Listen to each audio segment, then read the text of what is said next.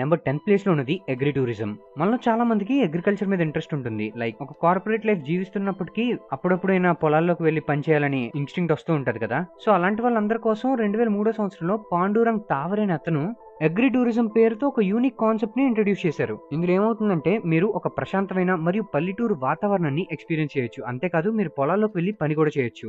అంతేకాదు చెరువులోకి వెళ్లి ఫిషెస్ కూడా పట్టొచ్చు. అంటే కొన్ని రోజుల పాటు మీరు ఒక ఫార్మర్ ఎలాగైతే బతుకుతాడో అలాంటి జీవనాన్ని బతకొచ్చు అనమాట. అండ్ ఈ యూనిక్ కాన్సెప్ట్ కారణంగానే పాండురంగ్ తవేరిని ఫాదర్ ఆఫ్ అగ్రి టూరిజం అని కూడా అంటూ ఉంటారు. అంతేకాదు ఇతనికి 2010 సంవత్సరంలో వైస్ ప్రెసిడెంట్ చేతుల మీదుగా నేషనల్ టూరిజం అవార్డు కూడా దక్కింది. జనరల్ గా ఈ కాన్సెప్ట్ అనేది అర్బన్ ఏరియాస్ లో ఎవరైతే ఉంటారో వాళ్ళకి చాలా ఇంట్రెస్టింగ్ గా ఉంటుంది. అండ్ దీన్ని ఇంకా స్కేలప్ చేద్దామనే ఉద్దేశంతో వీళ్ళు షార్క్ ట్యాంక్ సీజన్ 1 లో వాళ్ళ బిజినెస్ ఐడియాని పిచ్ చేయడం జరిగింది. ఈ ఐడియా షార్క్ ట్యాంక్ లో ఉన్న జడ్జెస్ అందరికి నచ్చినప్పటికీ అందులో ఎవరు ఇన్వెస్ట్ చేయడానికి రెడీగా లేరు. ఇది అప్పుడు అందరికి ఎలాగనిపించిందంటే దేశంలో ఉన్న ఫార్మర్స్ అంటే అందరికి ఇష్టమే. అండ్ ఫార్మర్స్ అంటే మనకి ఇష్టం ఉన్నట్లు నేషనల్ ఫార్మ్